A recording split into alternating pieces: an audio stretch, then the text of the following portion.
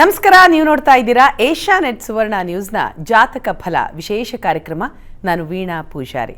ಇವತ್ತಿನ ಜಾತಕ ಫಲ ಕಾರ್ಯಕ್ರಮದಲ್ಲಿ ಇವತ್ತಿನ ದಿನ ಹೇಗಿದೆ, ಇವತ್ತಿನ ಪಂಚಾಂಗ ಏನು ಅನ್ನೋದನ್ನ ತಿಳಿಯೋಣ. ಇದರ ಜೊತೆಗೆ ದ್ವಾದಶ ರಾಶಿಗಳ ಫಲಾಫಲ ಇವತ್ತು ಹೇಗಿದೆ, ಜೊತೆಗೆ ಏನಾದರೂ ತೊಡಕುಗಳಿದ್ರೆ ಅದಕ್ಕೆ ಸಮಾಧಾನ ಏನು ಅನ್ನೋದನ್ನ ತಿಳಿಯೋಣ. ಹಾಗೆ ವೀಕ್ಷಕರು ಕಳಿಸಿರುವಂತಹ ಸಂದೇಶ, ಆ ಸಂದೇಶದಲ್ಲಿರುವಂತಹ ಪ್ರಶ್ನೆ, ಆ ಪ್ರಶ್ನೆಗೆ ಉತ್ತರ ಎಲ್ಲವನ್ನ ತಿಳಿಸ್ಕೊಡ್ತಾರೆ ಪ್ರಾಜ್ಞರಾದಂತಹ ಶ್ರೀಕಂಠ ಶಾಸ್ತ್ರಿಯವರು.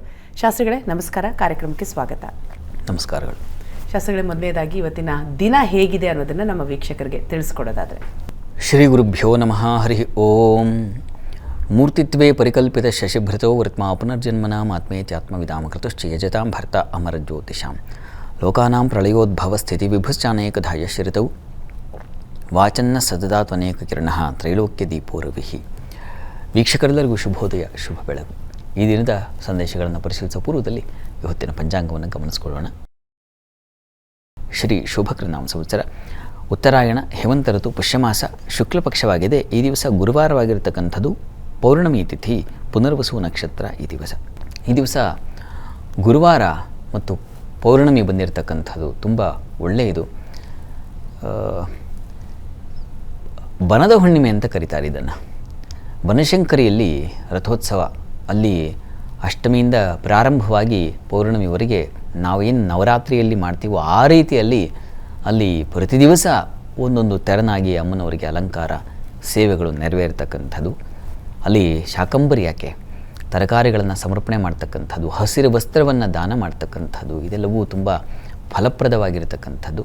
ಹೀಗಾಗಿ ಸಾಧ್ಯವಾದವರು ಆ ಬನಶಂಕರಿ ತಾಯಿ ಅಮ್ಮನವರ ಪ್ರಾರ್ಥನೆಯನ್ನು ಮಾಡಿ, ಎಲ್ಲೆಲ್ಲಿ ಬನಶಂಕರಿ ಸನ್ನಿಧಾನಗಳಿದ್ದಾವೋ ಅಲ್ಲೆಲ್ಲ ಉತ್ಸವಗಳು ನೆರವೇರುತ್ತೆ.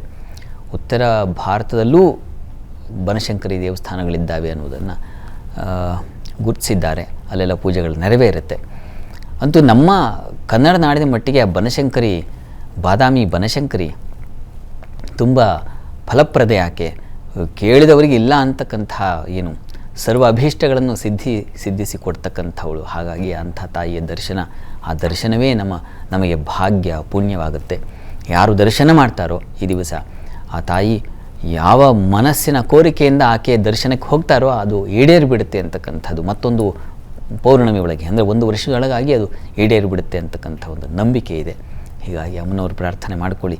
ಸಾಧ್ಯವಾದವರು ಅಮ್ಮನ ಹತ್ತಿರದಲ್ಲೇ ಇರ್ತಕ್ಕಂಥ ಯಾವುದಾದ್ರು ಸನ್ನಿಧಾನಕ್ಕೆ ಬನಶಂಕರಿ ಅಮ್ಮನನ್ನು ನೆನೆಸ್ಕೊಂಡು ತರಕಾರಿ ದಾನವನ್ನು ಮಾಡಿ, ಹಸಿರು ವಸ್ತ್ರಗಳನ್ನು ದಾನ ಮಾಡಿ, ಇದು ನಿಮ್ಮ ಸಂಕಲ್ಪವನ್ನು ಈಡೇರಿಸುತ್ತೆ, ಅದರ ಸಂಶಯ ಇಲ್ಲ. ಪೌರ್ಣಮಿ ತುಂಬ ತುಂಬ ಉತ್ಕೃಷ್ಟವಾದದ್ದು. ಚಂದ್ರನನ್ನು ಗಮನಿಸಿ, ಪ್ರತಿ ದಿವಸ ಚಂದ್ರನನ್ನು ನೋಡಬೇಕು. ಅದು ಪೌರ್ಣಮಿದಿಯಲ್ಲಿ ಒಂದು 20 ನಿಮಿಷಗಳ ಕಾಲ ಚಂದ್ರನ ನೋಡಿದ್ರೆ ಮನಸ್ಸು ಆಹ್ಲಾದವಾಗುತ್ತೆ.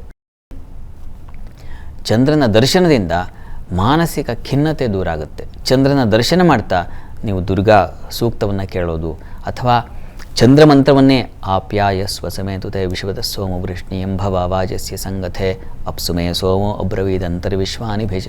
ಇದು ತುಂಬ ಉತ್ಕೃಷ್ಟವಾದ ಮಂತ್ರ. ಇದು ಯಾರಿಗೆ ಮನಸ್ಸು ಚಂಚಲವಾಗ್ತಾ ಇದೆಯೋ ಚಂದ್ರ ಮಂತ್ರವನ್ನು ಹೇಳಿಕೊಂಡ್ರೆ, ಅದು ನೀವು ಆ ಚಂದ್ರ ದರ್ಶನ ಮಾಡ್ತಾ, ಮೋಡ ಇಲ್ಲ ಅಂದರೆ ಚಂದ್ರ ದರ್ಶನ ಮಾಡ್ತಾ ನೀವು ಈ ಮಂತ್ರವನ್ನು ಕೇಳಿಸ್ಕೊಂಡ್ರೆ, ನೋಡಿ, ನೀವು ಪ್ರಯತ್ನ ಮಾಡಿ, ಪರೀಕ್ಷೆ ಮಾಡಿ, ಮನಸ್ಸು ನಿರಾಳವಾಗುತ್ತೆ.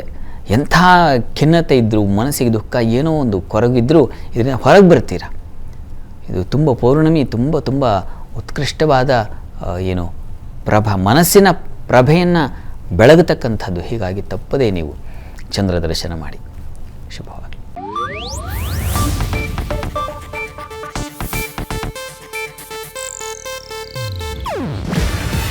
ಇದು ಏಷ್ಯಾನೆಟ್ ನ್ಯೂಸ್ ನೆಟ್ವರ್ಕ್ ಪ್ರಸ್ತುತಿ. ನೀವು ನೋಡ್ತಿದ್ದೀರಾ ಏಷ್ಯಾನೆಟ್ ಸುವರ್ಣ ನ್ಯೂಸ್.